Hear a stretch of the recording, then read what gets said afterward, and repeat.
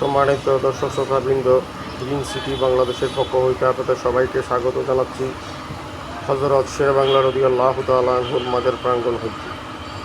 আজকে আমাদের এই ক্ষুদ্র প্রচেষ্টার মাধ্যমে আপনাদেরকে হযরত ইমাম শেরেবাংলা রাদিয়াল্লাহু তাআলা আনহুর সংক্ষিপ্ত জীবনী সম্বন্ধে কিছুটা ধারণা দেওয়ার চেষ্টা করব। চলুন দর্শক, আমরা একটু আলোকপাত করি শেরেবাংলা রাদিয়াল্লাহু তাআলার জীবনী সম্পর্কে। আল্লামা গাজী শাহ সৈয়দ হযরত ইমাম শেরেবাংলা রাদিয়াল্লাহু তাআলা আনহুর জন্ম হয় 1906 সালে 1323 হিজরি চট্টগ্রামে হাটাজারি থানাধীন মেখল গ্রামে এক সৈয়দ পরিবারে ওনার জন্মগ্রহণ হয়। ওনার পিতার নাম ছিল হযরত মৌলানা আব্দুল হামিদ মেখলি রাদিয়াল্লাহু তাআলা আনহু। ওনার মাজার শরীফ বর্তমানে মেখল গ্রামে অবস্থিত আছেন। উনি খেলাফত গ্রহণ করেন আওলাদে রাসূল আল্লামা আব্দুল হামিদ বগদাদি আল জিলানী রহমতুল্লাহির কাছ হইতে। পরবর্তীতে উনি ওনার কাছে বাইত হন। হযরত আল্লামা শাহ সৈয়দ শেরেবাংলা রাদিয়াল্লাহু তাআলা আনহু 1969 সালে 12ই রজব মাসে বৃহস্পতিবার দিবাগত রাতে সুবে সাদেকের সময় এই পর্দা করেন। ওনার ওফাত হয়।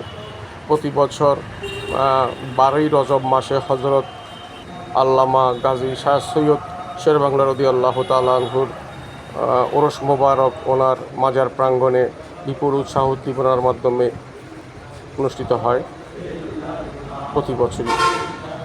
এবং প্রতি বছর ঈদে মিলাদুন্নবী তে এখান থেকে মাজার প্রাঙ্গণ হইতে এক বিশেষ শোভাযাত্রা বের হয় এবং ঈদে মিলাদুন্নবীর কর্মসূচি শেষে হযরত ইমাম শেরেবাংলা রাদিয়াল্লাহু তাআলা আনহুর মাজার প্রাঙ্গণে আবার সেখানে ভক্তদের জিয়ারত এবং বিভিন্ন কর্মসূচি অনুষ্ঠিত হয়। তো প্রতি বৃহস্পতিবার, আজকে বৃহস্পতিবার ছিল, প্রতি বৃহস্পতিবার আসরের পর হইতে এখানে মাজার প্রাঙ্গণে বিভিন্ন ভক্তরা আসেন জিয়ারতের উদ্দেশ্যে, জিয়ারত করেন, মিলাদ কিয়াম করেন এবং আল্লাহর ওলি, আল্লাহর রসুলের শানে, আল্লাহর শানে তারা বিভিন্ন ফরিয়াদ করেন।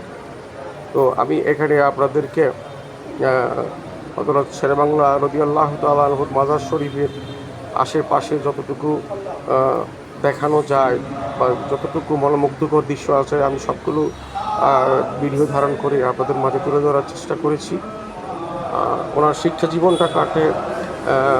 জীবনটা শুরু হয় হাটাজারি মাদ্রাসা হইতে উনি আলিম পাশ করেন। পরবর্তীতে দিল্লির ফতেপুর মাদ্রাসা হইতে উনি শিক্ষা জীবন শেষ করে পরবর্তী দিনগুলো ইসলামের, দ্বীনের, সুন্নিয়তের খেদমতের মাধ্যম দিয়ে ওনার জীবনের বাকিটা সময় উনি কাটিয়ে দেন। উনি এমনই একজন প্রখ্যাত আল্লাহর ওলি ছিলেন। উনি নিজেও অনেক শিক্ষিত মানুষ ছিলেন এবং ইসলামের ব্যাপারে উনি অনেক তথ্য আগামী প্রজন্মের উদ্দেশ্যে অনেক বাণী উনি দিয়ে গেছেন।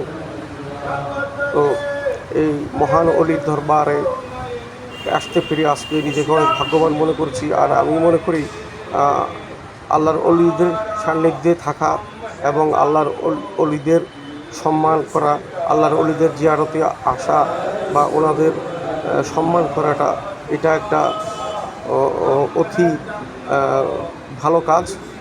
এটা আসলে করাটা আমাদের জন্য জরুরি।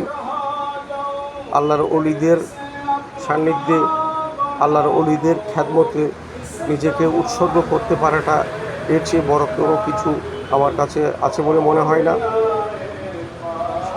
পরিশেষে মহান এই আল্লাহর অলির প্রতি সশ্রদ্ধ শ্রদ্ধা জ্ঞাপন করে ওনার প্রতি সালাম জানিয়ে আজ এখানে হইতে বিদায় নিচ্ছি।